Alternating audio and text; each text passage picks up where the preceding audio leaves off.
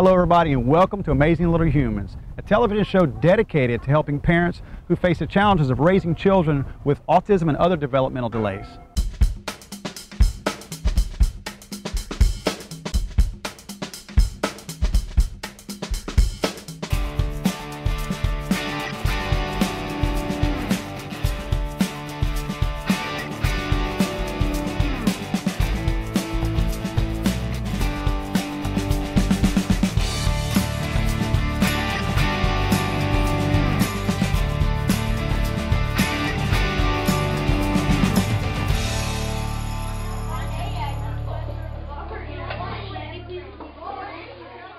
When did you suspect something wasn't right?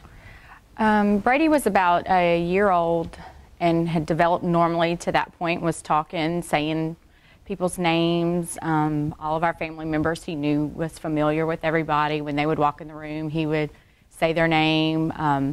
Was eating normally, following simple directions, things like that. And then about between 15 and 18 months old, he just totally regressed. And I guess I didn't notice it as much as the mother being with him every day, but little signs started showing where he wasn't responding to his name anymore, wouldn't turn when loud noises would go off. My mom would say, "Jill, he doesn't say our names anymore." And at that point we had gotten his ears checked again because he had had several ear surgeries, and come to find out we did find out he had a hearing loss. So the doctors kept telling us that that was the problem, that once he had his surgery, everything would be fine, and that would, he would go back to talking again, things like that. Well, the surgery happened at 20 months old, and he never picked back up to where he was before, like the doctor thought he would. He started developing limited interest in things, watching the same movie or same part of a TV show over and over again. Repetitive behaviors with things, had difficulty eating. So there were signs along the way that led up to this, that we knew something just wasn't right. It wasn't just his ears, it wasn't just, normal developmental delays, that something else was going on. Right, right. Well, how long until you got an accurate or somewhat accurate diagnosis? At 2 years of age, the signs were there, but to us, knowing him and knowing things about him that he did, that we didn't see classic signs of autism, but there were definitely things there. It was a year before we got an accurate diagnosis. We went to several different doctors here locally. We went to Shreveport, we went to Baton Rouge, and we kind of kept getting mixed signals. And one doctor even said, "Oh, I don't see that at all. I don't see autism at all." But as he kept getting older and developing, the line between him and his peers was bigger. At 2, it may not have shown that much, but as he got older, you could definitely. So I would say it was a year before we really got an accurate diagnosis. We saw the signs at 2 years of age, but it wasn't until he was 3 that we actually got the diagnosis. I wanted to ask you to talk about the key components that seem to help with Brady. Well, my background is speech therapy. I'm a speech therapist, so I knew right away that we needed to get him in some kind of early intervention. All these things show that with early intervention, they have a better chance to lead active lives, be full members of society and in the community. So we started out, even before he got the diagnosis, with interventions such as he had done speech therapy, ABA, and then he entered a school program at the age of 3. So we put him in things right when and I would say finding good therapies really helped out. We also, medically, there were things that were going on that we went and saw a doctor that specializes with kids with autism, to find out that it's not just a brain disorder. There are things going on in their whole body that are leading to these behaviors and things like that. We had been in the doctor's office every other week he had eczema head to toe, and he was always, anything that came, his little immune system couldn't fight off anything. Well, we found through nutritional supplements and through different things that were going on in his body and treating those, the underlying cause of things, a lot of his behaviors and the sickness has gone away. We have not yet to go back to the doctor in like 2 years since we started a special diet and supplements for him. So a combination of a bunch of things I think have led to success with Brady. and his behaviors diminishing. He still does have repetitive behaviors and things like that, but we don't have emotional outbursts and things like that like we used to. Tell me, Jill, what are some things that may be considered alternative that you have tried, and did they work? Well, we've tried some things that people would consider alternative, especially the diet, which seemed to be really helpful for Brady. We do no gluten, no casein, which is no wheat or dairy, basically. And he has a soy allergy, so we don't do any soy products. And that seemed to help out a lot. His eczema cleared up.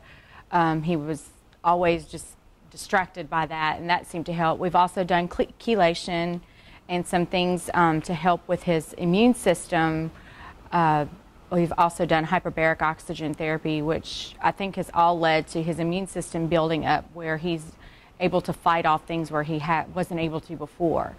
And I think that all has led to us not having to see the doctor in 2 years. So I think those have really helped out. He still has some of the behaviors and things like that. He's still nonverbal, because some people think to say that that's like a measurement. Oh, well, you know, he's still not talking, but he does communicate in other ways, and he is learning things. So I think a lot of those have been very helpful for him. But there are people that try a lot of different things. We've also done the horse therapy with the riding therapy, and that helped him so tremendously with his physical abilities as far as kicking and jumping and throwing and things like that that normal children do. To other people, some of these things may seem as alternative, but they're actually medical reasons why they help and they benefit from it, just like the supplements and vitamins and things like that. Some people consider that to be not mainstream, but there is medical reasoning behind how it works and things like that. Right, right. Well, tell me about any books, websites, people who you feel that you, your family, Brady benefited from. Well, when he was first diagnosed, I felt very lost. Like I didn't know where to turn, things like that. I had worked with children with autism for 7 years, and I felt lost. And the first thing I think mainly doing is getting on the internet and finding out what works best for you and your family. There's so much information. There's so people bombarding you with, you should try this, you should do that.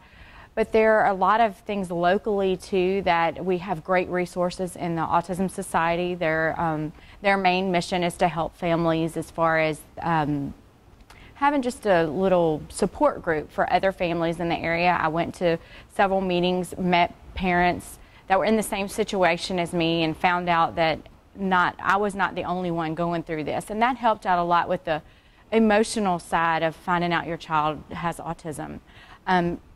I had a friend that sent me a poem that was called Welcome to Holland, and it really opened my eyes. That was one of the first times that it's basically a poem that was written by a mother with a child with disabilities, saying that, you know, what you had planned on may not happen, but you learn new things. You learn that there's joy and there's light in your situation. So I would say finding good information on the internet, local resources through all the therapies available. The school system was really helpful with getting an accurate diagnosis for Brady, doing their evaluation. We've been in ABA therapy. There are several places here in town that do ABA, the horse therapy. But as far as books are concerned, I did read Jenny McCarthy's books and finding the biomedical treatments, and learning that there were things, that this wasn't just a diagnosis that your child gets and you have to live with that. It was, I mean, this is my child and this is Brady, but there were things that I could do to help him navigate the world through autism and help him and receive benefits that I think will last a long time.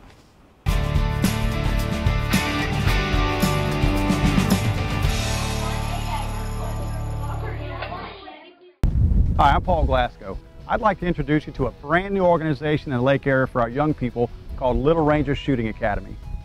Little Ranger Shooting Academy is a youth gun safety experience designed to promote gun safety and sports shooting while making the overall experience enjoyable and one that no child is likely to forget. And when we say all children, we mean all children. including those with special needs such as autism, any developmental delay, any impairment, any handicap. Again, when we say all children, we are not leaving anyone out. The Little Ranger Shooting Academy is a recognized NRA youth event. It's actually going to be held right here at the spacious Lake Charles Gun Club. And speaking of the NRA, the gun safety portion of our program will actually be administered by a certified NRA trainer. And the NRA is not the only partner we're excited about. Daisy BB Guns, maker of the world's most popular and recognizable BB gun, the Red Ryder, the one we all started out with, is providing rifles for all participants of the Little Ranger Shooting Academy. Maybe I need to practice a little bit. So come on out to the Lake Charles Gun Club, Saturday, June 9th at 9 a.m. for the Little Ranger Shooting Academy Youth Gun Safety Day.